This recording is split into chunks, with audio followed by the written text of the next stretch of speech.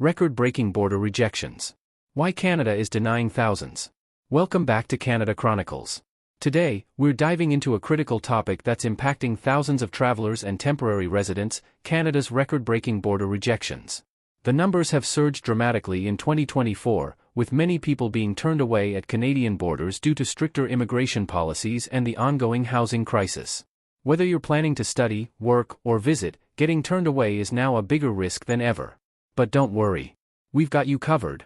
In this video, we'll uncover the real reasons behind these rejections and, most importantly, provide you with essential tips to avoid being denied entry. We'll also explore why international students, temporary workers, and even tourists are facing these barriers, and what you can do to navigate the system. Later in the video, we'll dive into avoiding border rejection. What you need to know, where we'll equip you with the information necessary to ensure your trip to Canada goes smoothly. Make sure to stay tuned until the end for all the valuable insights you need. And before we dive in, don't forget to subscribe to Canada Chronicles and turn on notifications to stay updated on everything related to immigration and life in Canada. Let's get started. The problem: rising border rejections. Let's dive straight into the major issue impacting travelers and temporary residents alike: Canada's surge in border rejections. In July 2024, a record 5,853 individuals were denied entry, the highest monthly figure since 2019. On average, 3,727 travelers are being turned away each month, a 20% increase compared to 2023. This rise is directly tied to the tightening of immigration controls across airports, land borders, and seaports. Let's explore why so many people are being turned away. Housing crisis driving policy changes. A key factor behind this surge is Canada's ongoing housing crisis. Major cities like Toronto and Vancouver have struggled for years to keep up with housing demand, causing rents and home prices to skyrocket. Public opinion has increasingly linked the housing shortage to high immigration levels, pressuring the government to tighten controls on temporary residents. International students, in particular, have been drawn into the debate. Canada hosts over 800,000 international students, many of whom settle in already crowded urban centers. To address this, the government has imposed caps on study permits and is closely scrutinizing student visa applications. As a result, many students find themselves turned away at the border, unable to meet the new, stricter requirements.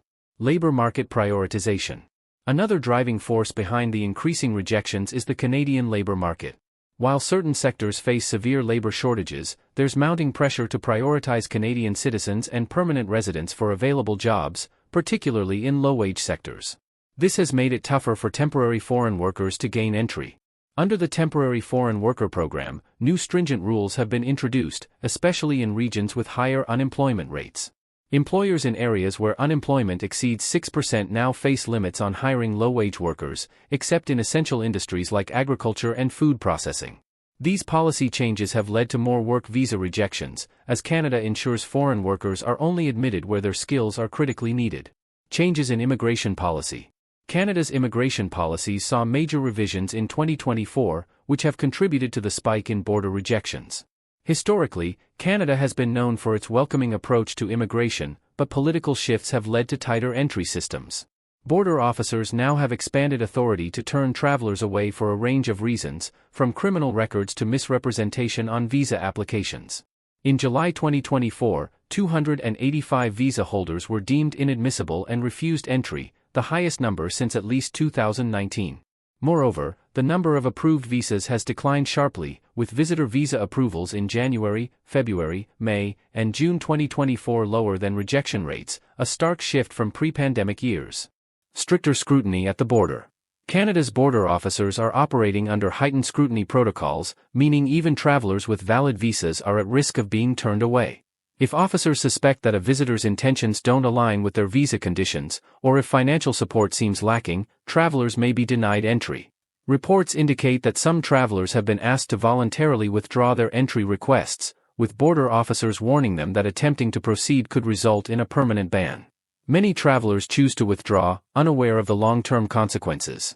In addition to questioning a traveler's purpose and intentions, border officers are also placing a stronger focus on financial documentation. Even travelers who have previously entered Canada without issue are being subjected to deeper checks on whether they have sufficient funds to support their stay. For example, tourists or students without verifiable proof of accommodation or clear evidence of financial independence may find themselves turned away. The increase in financial scrutiny is part of broader efforts to ensure that visitors will not pose a burden on Canada's already strained housing and social services infrastructure. Public sentiment and political pressure. Public sentiment has also fueled the increase in rejections. With the 2025 federal election approaching, immigration has become a hot-button issue. Polls show that a growing number of Canadians believe the country is admitting too many immigrants.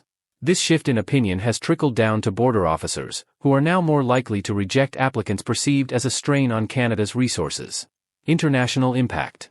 Declining study and work permits.